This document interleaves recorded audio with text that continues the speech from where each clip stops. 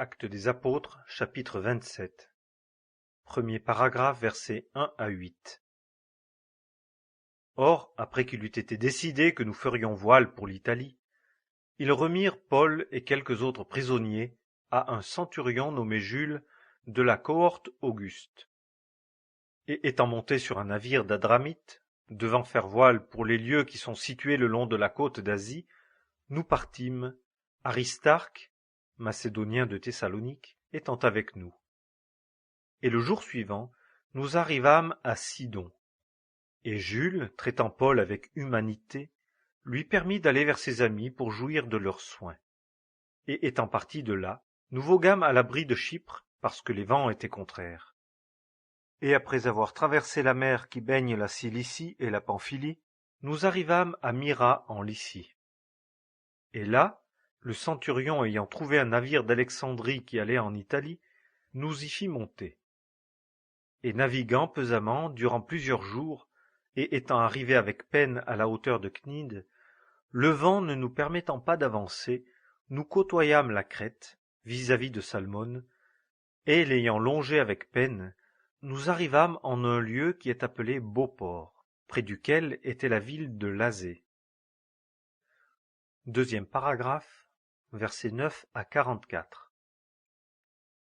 Et comme il s'était écoulé assez de temps, et que la navigation était déjà périlleuse, parce que le jeûne aussi était déjà passé, Paul les avertissait, disant : « Hommes, je vois que la navigation sera accompagnée de revers et de beaucoup de dommages, non seulement quant au chargement et aux navires, mais même quant à nos vies. » Mais le centurion se fiait plus au pilote et au patron du navire qu'à ce que Paul disait. Et comme le port n'était pas commode pour hiverner, la plupart furent d'avis de partir de là, afin d'atteindre, s'il était possible, Phénice, port de Crète, regardant vers le nord-est et le sud-est, afin d'y passer l'hiver. Et comme le vent du midi soufflait doucement, pensant qu'ils étaient venus à bout de leur dessein, ils levèrent l'ancre et côtoyèrent de près l'île de Crète.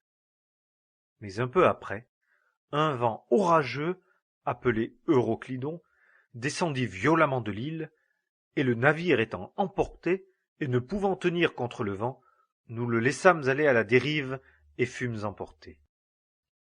Et courant sous une petite île appelée Clauda, nous nous rendîmes à grand-peine maîtres de la chaloupe, et l'ayant retirée à bord, ils employèrent des mesures de sûreté en liant le navire avec un câble passé dessous, et craignant de tomber sur les bancs de sable de la Syrte, ils descendirent les agrès supérieurs et étaient ainsi emportés. Et comme nous étions violemment battus par la tempête, le jour suivant, ils jetèrent une partie de la charge.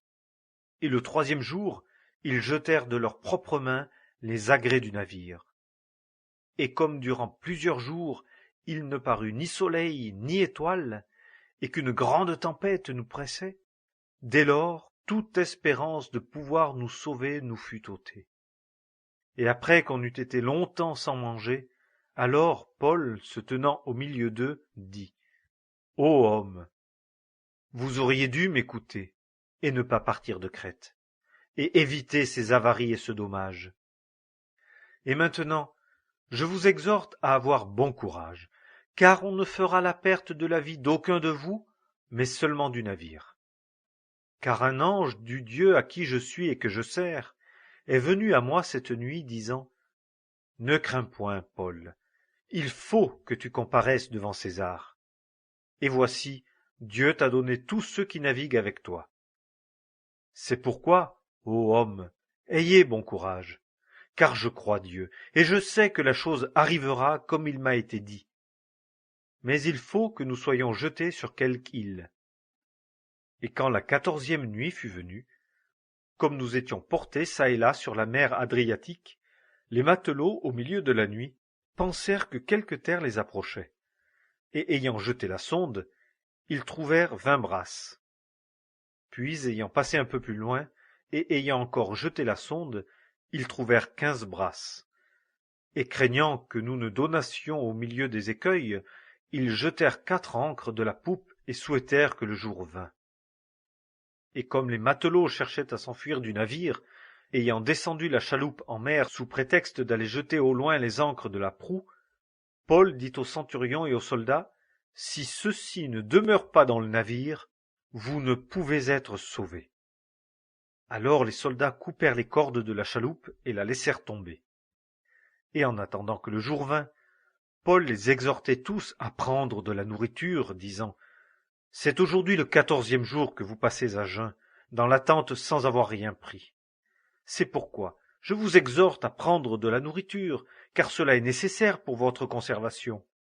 Car pas un cheveu de la tête d'aucun de vous ne périra. » Et quand il eut dit ces choses, ayant pris du pain, il rendit grâce à Dieu devant tous, et l'ayant rompu, il se mit à manger. Et ayant tous pris courage, eux aussi prirent de la nourriture.